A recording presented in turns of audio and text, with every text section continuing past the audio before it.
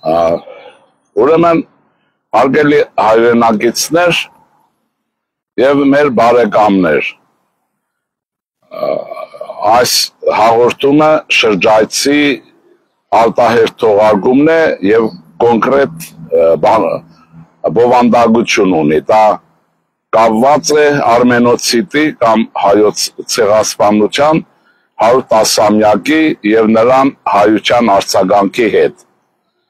Մենք հասկանում ենք, որ ինչպես յուրաքանչյուրս բոլորս սրտի ցավ ունենք, այն իմաստով, որ մենք կորցրել ենք մեր հայրենի տարածքը, մեր ժողովրդի ահռելի մասին, կորցրել ենք նաև շատ բաներ, մշակութային ժառանգություն, մի խոսքով մի ժողովուրդ ենք, որը եթե Արցախյան վերջին դեպքերն էլ գումարենք, անիրավված է եւ աշխարհի կողմից ինչ որտեղ անտեսված, որովհետեւ յուրաքանչյուր հայ համար հասկանալի չի, թե ինչու հոլոկոստը կարելի է դիտել աշխարհում այնպիսի մի ոճիր, որի դեմ խոսել չի կարելի, իսկ ինչու արմենիցիդը կարելի է դիտել մի ցեղասպանություն, որը կարելի է չճանաչել եւ այսպես տասնյակ տարիներ հայության հետ վարվել այսպես։ Ուրեմն ասեմ հետեւյալը, առաջին հերթին չճանաչելը եւս բարոյականության հարց չէ, չնայած մեր ժողովուրդը ընդունակ է, սովոր է դարերից արդարության թեզիսը վերցրել եւ ճամփա ընկել համաշխարհային պատմություն։ Դա ուժի բան է, հրեաներն ուժեղ են ֆինանսապես եւ աշխարհում մեկ նրանց ֆինանսական օլիգարխիան կազմակերպված է։ Հայ ժողովրդի ֆինանսական օլիգարխիան, հատկապես ռուսահպատակը Հայաստանի Հանրապետության եւ հայ ժողովրդի այսօրվա հակառակորդն է, եթե չասեմ թշնամին է, եւ այդ իմաստով մենք պառակտված ենք։ Երկրորդը, հոլոկոստը ճանաչվեց, որովհետեւ խոշոր տերություններն այդպես էին ուզում, որովհետեւ Գերմանիային ծնկի բերել էր պետք, իսկ Թուրքիային ծնկի բերելու խնդիր չունեն, որովհետեւ խոշոր տերություններից յուրաքանչյուրը ինչպես ուզի Թուրքիայի հետ կվարվի, գերմանացիների հետ չեն կարող։ Ուրեմն ուզում եմ ասել, որ սրանք տարբեր բաներ են, բայց չնայած ոճիրը, իհարկե ցեղասպանությունը արդարացնելու ոչինչ չունի, ցեղասպանությունը հումանիզմի իմաստով մարդկային հասարակության պատմության մեջ ոճիր է, եւ ուզում եք ազնիվ հայ տեսակետով մի ամբողջ մինչև լուսաբաց փաստարկներ նշեմ, բայց ըստ էության արմենոցիդը ավելի ծանր ոճիր է, քան հոլոկոստ, ասեմ ինչու, որովհետև մենք ցեղասպանվել ենք մեր տարածքի մեջ, մեր հայրենիքում, մեր տանը, հրեաները Եվրոպայում, որ իրենց հայրենիքը չէր ու չի կարող լինել, սա տարբեր բան է, ուրեմն, բայց իրականությունը այնպիսին է, որ մենք մեր տնից դուրս ենք շպրտվել եւ ուրեմն դրա հետ համաձայն են եղել ըստ էության խոշոր տերություններից յուրաքանչյուր այս կամ այն չափով։ Ուրեմն սա պիտի մենք գիտակցենք եւ մեր պայքարը շարունակենք իրականության զգացողությամբ եւ ոչ ֆոկուսների։ Ֆոկուսը ո՞րն է։ Ուրեմն ես հիշեցնելու եմ մի չքնաղագույն հայուհու միտք, որի մասին ժամանակին ասել եմ, հիմա չեմ իմանում դուք հիշում եք թե չէ, դա Դիանա Աբգարն է, կամ ուրեմն այն հայուհին, որը Հայաստանի առաջին հանրապետության առաջին, ասում են, դեսպանն էր, կին դեսպան, աշխարհում առաջին անգամ Դիանա ուրեմն Աբգարն է առաջին հանրապետության դեսպանը, որը Հայաստանի հանրապետության կառավարության կողմից նշանակվել էր դեսպան Ճապոնիայում։ Ես ինչ եմ ուզում ասել, որոշ մարդիկ ասում են հյուպատոս էր, դեսպան չէր, բայց գնահատականով տվյալներով նա Հայաստանի առաջին հանրապետության դեսպանն էր Ճապոնիայում, որը ոչ միայն դեսպանական աշխատանք է արել Ճապոնիայում, այլ նաև ուրեմն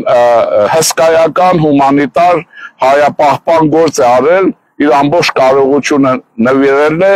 ուրեմն հա ժողովրդի ուրեմն ցեղասպանության ոճիրի ուրեմն բուժման հարցերին։ Ես գիտեմ, որ մեզ աշխարհի տարբեր վայրերում լսում են, եւ ես ուզում եմ, որ ենթադրում եմ Ճապոնիայում եւս այս հաղորդումը լսում են, եւ Հայաստանի Հանրապետության դեսպանին խնդրում եմ, առաջարկում եմ, հաջորդի ամիս նաեւ պահանջում եմ։ Ուրեմն Յոկոհամայում է կարծեմ, նա ուղարկավորված գտնել Դիանա Աբգարի գերեզմանը եւ նրա մասին հաջորդին իրական տեղեկություններ հաղորդել։ Ես ունեմ նաև տվյալներ, որ ճապոնացիները ուղղակի աստվածային բարեհաճությամբ գերեզմանը պահում են մաքրված եւ այն, գուցե եւ հայերեն մեջը խառը, դա ես լավ չգիտեմ, բայց մենք պետք է իմանանք մեր ուրեմն ժողովրդի լավագույն զավակներին, դուստր թե ուստր կարևոր չի, յուրաքանչյուրին արած գործի համար։ Ուրեմն առաջարկս է հաջորդին հատկապես հարավ արևելյան Ասիայում բնակվողներին ուրեմն տեղյակ պահել այս հայուհու մասին, որը շատ տաղանդավոր դիվանագետ է եղել, բայց իմ խոսքը մի քիչ ուրիշ բովանդակություն ունի տվյալ բaragայում, որը կապված է արմենոցիդի, դուք գիտեք, որ սա արաբ պատմաբան պրեսն է շրջանառության մեջ տվել, որպես ցեղասպանությունների ոճիրի շարքի առաջինը եւ ծանրագույնը։ Հիմա ինչի համար Դիանա Աբգարը նա ունի լավ աշխատանքներ անգլերենով, որոնք հայերենով թարգմանված չեն եւ ցեղասպանության օրինակ մեր հետազոտական կենտրոն Թանգարանը կարող է նրա աշխատանքները թարգմանել եւ հրատարակել։ Առաջարկս անում եմ երկրորդ անգամ կամ գիտությունների ազգային ակադեմիայի Չապաևագիտության որևէ ինստիտուտ թարգմանի եւ հրատարակի։ Ինչ է ասում Աբգարը ցեղասպանության վերաբերյալ։ Սա ազնվատ տոհմիկ հայկական ընտանիքի դուստր է, նկատի ունեցեք, կարծեմ պարսկահայ արմատներով։ Նա ասում է, որ ցեղասպանության ոճիրի մեջ պատասխանատու են եւ մասնագից են բոլորը՝ թուրքերը, գերմանացիները, ռուսները, ֆրանսիացիները, անգլիացիները, խոշոր տերությունները մի խոսքով։ Եվ այստեղ նրա ասածը ընդհանուր կոնցեպտուալ իմաստով իհարկե իրական է։ Նա ասում է հետևյալը, որ անտաշ, անպետ, կոպիտ թուրքը տվյալ անգրագետ շատ անգամ ժողովրդի քանակի իմաստով ցեղասպանության ոճիր չէր կարող այդ մասշտաբի ծրագրել եւ իրականացնել։ Ահա երբ նրա կարդաց, երբ դուք կարդաք չէր կարող թուրքը իրականացնել առանց խոշոր տերությունների դավադիր համաձայնության, որոնց թվում ես կասեի թուրքերից հետո ռուսները, այ որի մասին այսօր ուրեմն մեր ուրեմն ցեղասպանության ճանաչման առաջամարտիկները կամ ուրեմն ջահագիր ֆլեշմոբ անողները չեն խոսում, այստեղից էլ խոսքի անգեղծության չափն ու ձևը։ Հիմա ինչն է հարցը։ Նա ասում է, որ իրականում հնարավոր չէ նման մասշտաբի ոճիր գործել առանց խոշոր տերությունների համաձայնության։ Այս հարցը շատ կարևոր հարց է։ Այս մասը, չգիտես ինչու, հայ պատմաբաններ, ցեղասպանագետներ, իհարկե ցեղասպանագետները թուրքերն են, մենք ցեղասպանության դեմ սոս պայքար մղողներ ենք։ Ուրեմն ինչու այս մասը եւ այս տիկինը չի հիշատակվում եւ մեր համալսարաններում, դպրոցներում չգիտեն իր մասին։ Հիմա հարց ինչ է, եթե դուք Դիանա Աբգարի մոտեցումն ունենաք, այն ժամանակ մեր ազգային ողբերգությունը, որ համամարտկային իբրև թե ողբերգություն է, չգիտեմ ինչու համամարտկային, եթե այդ համամարտկային լիներ վաղուց մարդկություն այդ հարցը լուծել էր, այս բարակայում կոնցեպցիան փոխվում է եւ ուրեմն ջահագի ֆլեշմոբը տապալվում է։ Ռուսաստանն ինչ դեր է ունեցել ցեղասպանության կամ արմենոցիդի գործում, եթե բոլորն են մեղավոր եւ պատասխանատու, բայց մենք սխեման անգիր գիտենք, որ այդ ցեղասպանությունը իրականացրել են թուրքերը եւ դա իրական է, այո թուրքերը, որ Գերմանիան նրան օգնել է, իսկ Ռուսաստանին չարել։ Այստեղ է, որ հայ ժողովուրդը պատասխան չունի, հայ ժողովրդից հայ պատմակետներն ու քաղաքական գործիչները կամ տգիտության պատճառով, կամ լինելով ռուսական գաղտնի ծառայության հետ կապ ունեցողներ, կամ էլ նրանց կաղապարներով ապրողներ չեն բացատրել եւ այլն եւ այլն։ Հիմա հարցը ինչի մեջ է, հետեւյալն է։ Ուրեմն Վիլյամ Սարոյանը սրա պատասխանը տալիս է, հարգելիներ, 1936 թվականին նա ունի մի լավ աշխատանք, հայերենով էլ կա, բայց անգլերենով է բարձ է, նա Հայաստանի անդրանիկ է իր հուշապատում, հրապարակախոսություն, չգիտեմ ինչի մեջ, կոնկրետ գրում է, որ այդ գործի մեջ, այսինքն Դիանա Աբգարի ասած բոլորի մեջ երկու ոճրագործ առանձնանում են։ Առաջինը թուրքն է, որ կատարել է, եւ երկրորդ հիմնական հանցագործը Սադրիչը, հայ ժողովրդի տարավոր բարեկամը, եւ դա ռուսն է։ Նա շատ հետաքրքիր բացառություն, նա ասում է, այդ մեկը կոպիտ էր առաջինը, պատրանքներ չուներ եւ անում էր իր գործը այնպես, ինչպես երևի պիտի աներ, բայց այն մեկ ասում է մեր եղբայրն է, մեր հարազատը, որ հարազատորեն հայ ժողովրդին մղեց ցեղասպանության հետ ուրեմն գործին, խոսքը Ռուսաստանի մասին է։ Հիմա սա ասեմ, ուրեմն մենք բոլորս, եթե տեղյակ չեք կամ մեզնից շատերը գիտեն, որ Ստանիսլավ Տարասով կոչվող ռուս վերլուծաբանը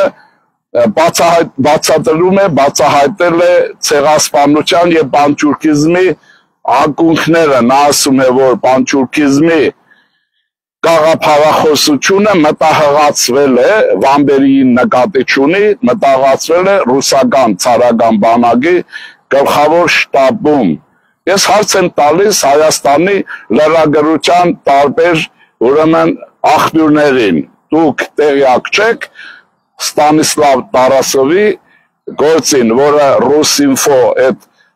բանում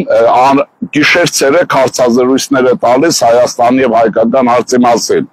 Հայաստանի Հանրապետության ուրեմն հանրային հեռուստաընկերության առաջին ծրագիրը ինչու չի հրավիրում հարցազրույցի Տարասովին, ում խաթրն է պահում, կոնկրետ հաղորդումը,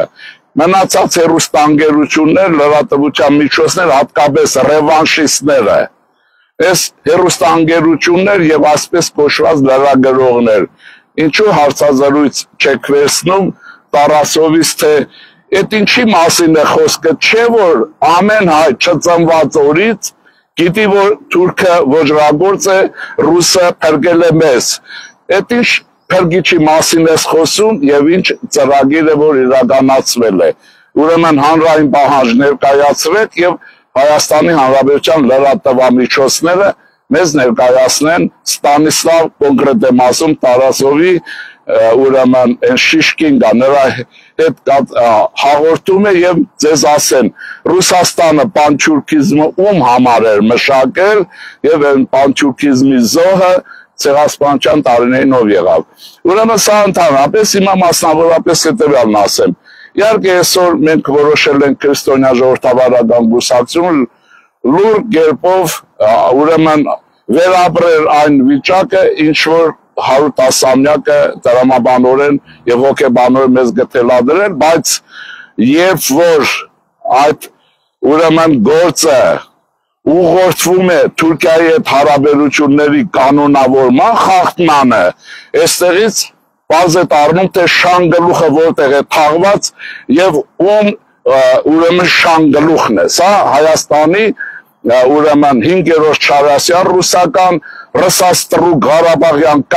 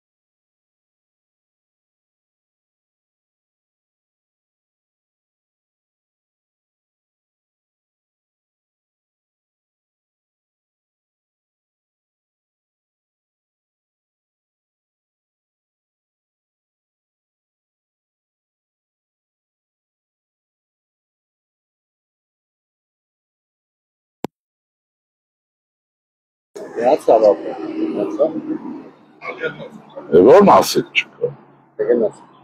Հա?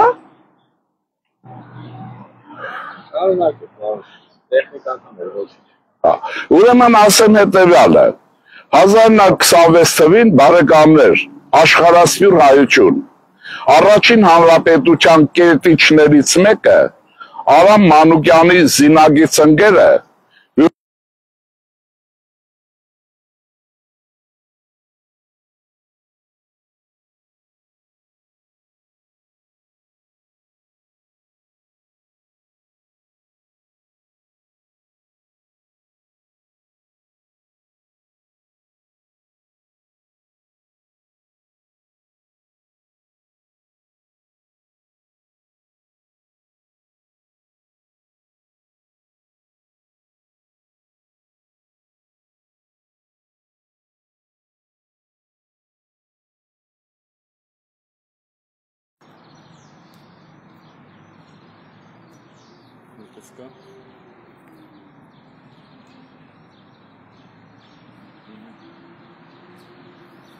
Եկավ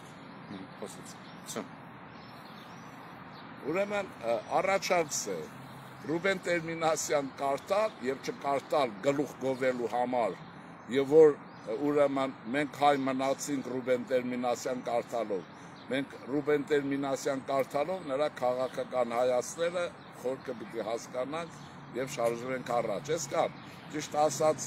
այլ բառագայով շատ ավելի կխոսեմ ուղղակի ցեղասպանության օրվա կապակցությամբ եթե դա ճուղվեր Հայաստանի պետականության դեմ իշխանություն տապալելու նպատակով ուրեմն այս օրվա մեր ելույթը կլներ անիմաստ բայց քանի որ դա եղել է դրա համար էլ որոշեցինք այսքան հաղորդումը տալ հա կարդում եք Ռուբեն Տերմինասյան հայ թուրքական կնջիրը Գահիրե 1926 թիվ կարդում եք Խատիսյան Հայաստանի Հանրապետության ծագումն ու զարգացումը կարդում եք Սիմոն Վերացյան Հայաստանի Հանրապետություն եւ այստեղից էլ կամ հայտարարում եք որ այդ կուսակցության հետ կապ չունեք կամ էլ կուսակցության նշած մարդիկ դաշնակցության հետ որևէ կապ չեն ունեցել ստեսյուն ձեզ առողջ մնացեք ես ժողովրդին էլ ուզում եմ ասել ով ինչ ուզում է անի ինչ ուզում է այդ նման ֆլեշմոբ Ստեփանակերտից իհարկե պետք է կազմակերպվել Լաչինի միջանցքը փակելու ժամանակ այսա